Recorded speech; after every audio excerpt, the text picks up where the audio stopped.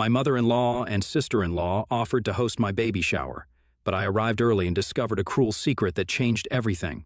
So I'm 27, female, 7 months pregnant, and my mother-in-law and sister-in-law recently hosted a baby shower for me. About a week ago, my mother-in-law, Donna 55, female, and my sister-in-law, Erica 30, female, hosted the event. However, they don't like me for a couple of reasons. My husband, Thomas 30, male, married me about a year ago, and I quit my job after that because I wanted to be a stay-at-home wife. It wasn't that I didn't want to work. I had just been working for a really long time and needed a break. I'd been working ever since I was 16 and didn't stop until I had a ring on my finger, and only when Thomas told me that he'd be okay with me staying at home. My dad passed away when I was 12 from cardiac arrest, and after that it was just me and my mother. My mother was a waitress at the local diner, and money was tight, so I had to start working part-time at 16 and then full-time once I was done with high school. I didn't even get to go to college, but thankfully I worked in sales and was decent at my job, so I was able to bring home enough income for my mother and me to get by. It was through work that I met Thomas. We hit it off at a conference, and the rest is history. Unfortunately, while my life story of rags to riches might seem fascinating to most people, my mother-in-law and sister-in-law do not agree. They think that I am a gold digger. Thomas was a branch manager at his firm and worked in a much higher position than I did when I first met him, but that was not what drew me to him. I've never been able to explain to Donna and Erica that his bank balance had nothing to do with my love for him, and that I would have married him, even if he was a pauper. I knew they would never accept me, so I didn't even try to impress them or win them over, and that just made me even more unpopular with them. In short, they didn't like me, and I didn't try to make them like me, so we just never got along. But after I announced my pregnancy, the two of them suddenly started showing an interest in my life. I guess that was because I was carrying Thomas's future child. Otherwise, they would avoid talking to me as much as they could and would only be civil to me out of courtesy. They started being very helpful and kind to me after the pregnancy announcement, and Thomas believed that they were finally warming up to me. But I could tell that something fishy was going on. It was just my sixth sense. I couldn't bring myself to fully trust them. But after a couple of months, when they still hadn't said or done anything cruel to me, I started to believe that maybe they were actually trying to make amends for all the digs and insults in the past, implying that I was a gold digger and that I was with Thomas just for his money. So I started trusting them and thought of them as my well-wishers, which they most certainly are not. A couple of weeks ago, they asked me if I was okay with them hosting a baby shower for me. By then, they had established enough trust with me, so I greenlit it and even provided them with a list of guests I wanted to be invited to my baby shower. My mother wanted to be involved in the planning, but Donna and Erica told her that they'd got it and that she didn't need to worry about anything. I guess I should have known right then and there that something weird was going on, but I didn't suspect anything. I figured they just wanted it to be a surprise for me, so they didn't want my mother to be involved. Weeks passed and I didn't hear anything about the baby shower until they sent me an invitation. I even checked in with all the guests I had asked for, and all of them received it as well. So I believed that they were doing everything perfectly, and I was actually happy. Then last week, finally, on the day of the baby shower, I accidentally read the time wrong and showed up an hour early at the venue. They wanted it to be an all-women event because they wanted to take the more traditional route, and I was okay with it. So my husband wasn't there, and I had to take a cab to get to the venue because I didn't feel like driving. Once I got there, I realized that I was an hour early since I couldn't see any cars in the parking lot apart from Donna's. So I decided to give them a surprise and made sure that I headed towards the doors very quietly so they wouldn't hear me coming. And then I peeked in to check out what they were up to. I saw them casting a video on a screen that they'd set up, and it was just the two of them having a go at me in the video, saying the most horrible things about me and then laughing. I could tell that the video was from quite a while back because in the video, Erica had blonde hair, and she only had that shade around the time of my wedding. So I guessed that this video had probably been recorded at that time. I was horrified at the things they were saying, and I couldn't believe that they were playing this in the place where they were supposed to host my baby shower. One of the things Erica said was that she knew for a fact that I'd probably get pregnant within the first year of my marriage so that I could really tie her brother down and he'd never be able to escape. And even if he tried to, I would always have the child support and alimony to look forward to. Then the two of them laughed in the video and also in real life. I couldn't take it anymore, so I decided to enter the room and confront them about that video. They were pretty startled to see me and tried to stop sharing it on that screen, but they didn't know that it was already too late, and I'd seen everything that they didn't want me to see. I asked them why they were playing that video, when they had even recorded it, or why. So Erica tried to explain to me that this was a roast video that they had recorded for my wedding, but they didn't actually get to play it because Thomas threatened to cut ties with them if they pulled off something like that. Honestly, good thinking on his part because I wouldn't have been able to tolerate this at my wedding. I know that roasts are meant to be funny, But it's only funny when people who you love are the ones roasting you. Not so much when you know that the people saying terrible things about you actually mean those things. And I knew for a fact that Erica and Donna meant every single word of what they were saying in that video. They tried to tell me that they had included the pregnancy joke so they could play it at the baby shower and pass it off as a joke since now Thomas couldn't have a say in this. Then they told me that the intention of the video was to show that this is what they used to think of me back then, when I first married Thomas, but now I was really a part of the family. They had accepted me. Apparently, they even had a big speech planned after that video where they were going to tell me how much they loved me and what I meant to them. They said that the intention of playing this video was to show how far we had come as a family, but I didn't buy it and stormed out of the place. I called Thomas and demanded that he pick me up and take me back home. I explained everything to him on the phone, and since he already knew what video I was talking about, he got everything instantly, and I didn't have to waste much time. After I was done with the phone call, Donna and Erica came running out of the venue after me to convince me to stay. They kept asking me to forgive them. They claimed that they didn't consider how I would feel watching this video. They were only thinking about how heartfelt it would seem. But now they realized that this was a stupid idea. They kept telling me that they didn't mean to hurt me, but that meant nothing to me because I had trusted them with my baby shower. And they had completely shattered all the trust I had put in them by planning to play that video. I told them to back off, but they didn't listen and kept trying to get me to stay. Finally, I just snapped and told them that I wasn't interested in whatever they had planned for me because now I knew what they really thought of me. I didn't believe them even for a second when they said that they were going to make a speech about how much they loved me afterwards. I also yelled at them that I wasn't just a baby carrier, I was my own person. So if it took a pregnancy to make them approve of me, then I didn't need that approval at all. And we could go back to not having a relationship like before, because I would prefer that over being a part of their fake and pretentious little club. I told both of them that neither of them would have amounted to anything had it not been for my father-in-law, who supported Donna even though she was pathetic at her job and almost got fired.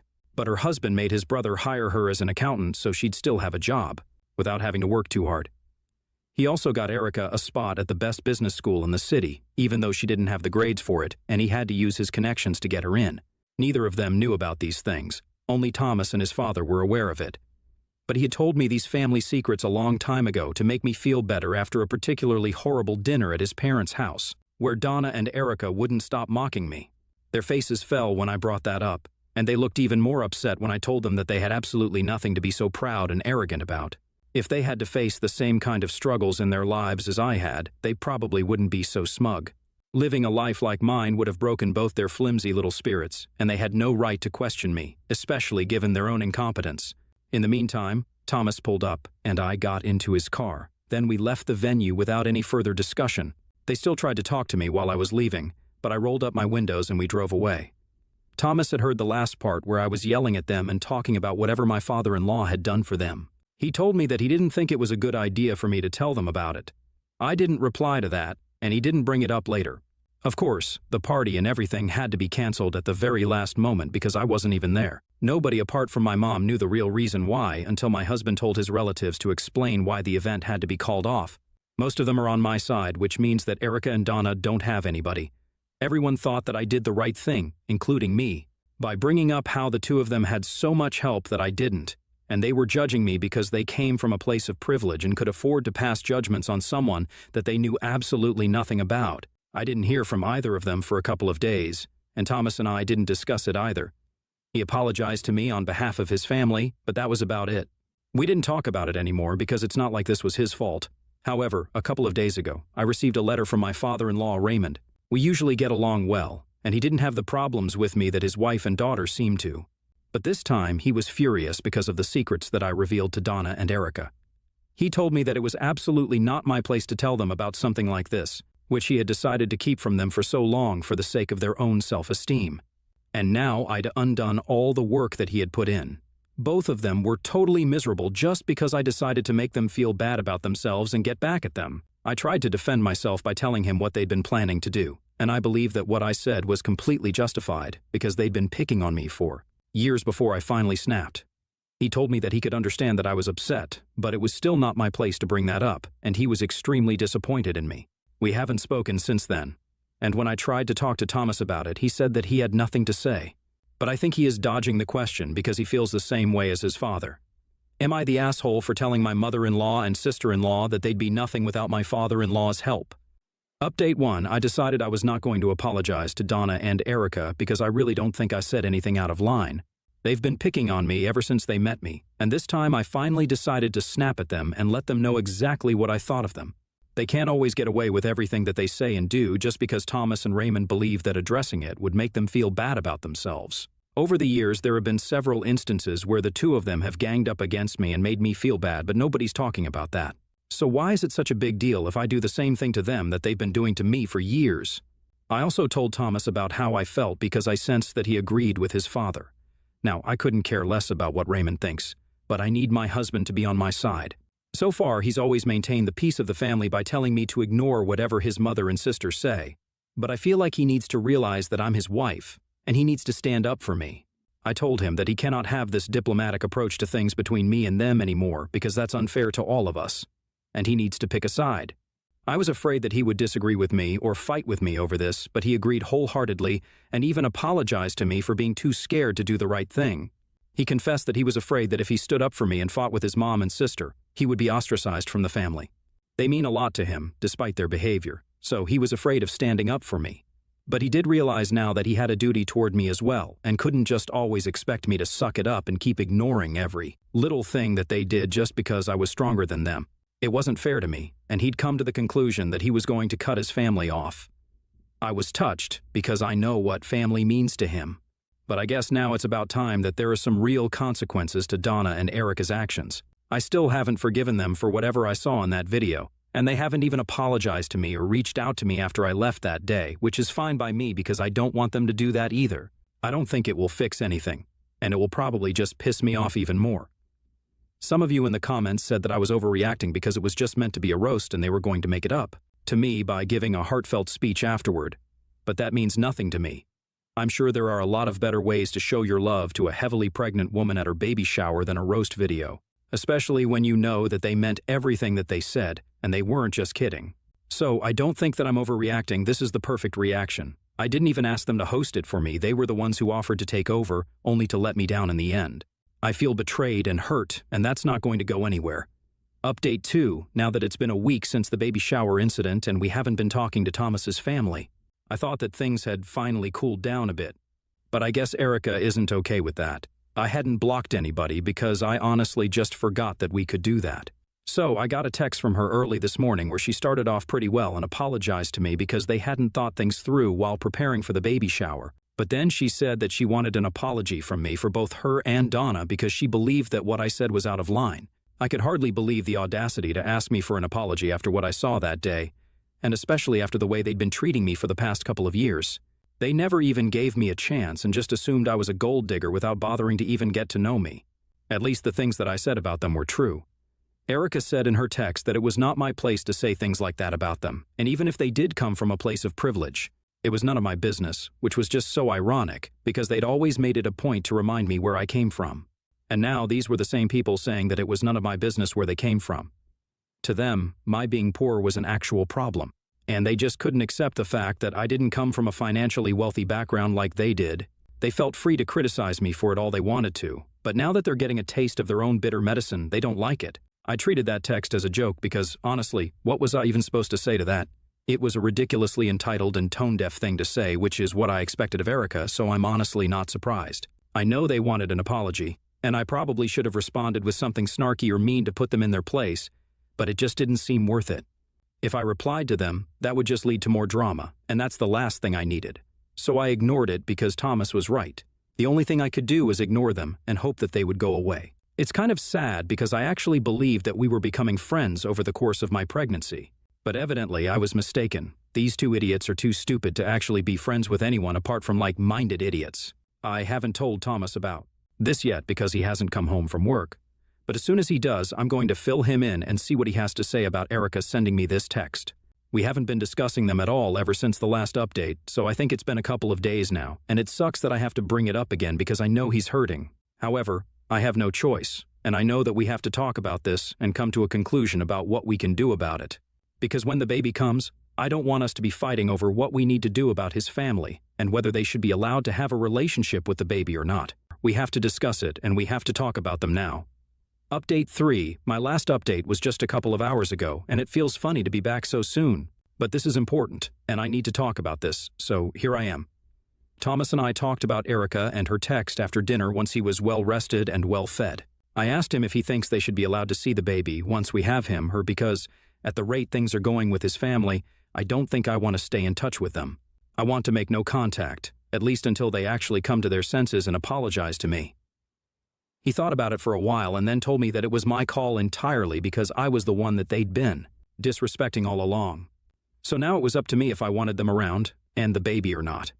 He said that while he personally would want to stay in touch with his family and try to work things out between us to clear the air eventually, he knew that it was not his place to make that decision for me. So whatever I say goes. I thought that it was pretty sweet of him to leave it completely up to me, and he did have a point too. Thomas also mentioned that I was the one who was pregnant. I was the one going through so much, and so it would be his duty to make sure that I'm well taken care of because right now, his new family is his priority. So he left it up to me what we should do about his family. I told him that I was going to take some time to think about it and then let him know eventually. It's too soon for me to come to a decision right now. Update 4, I guess I made my decision.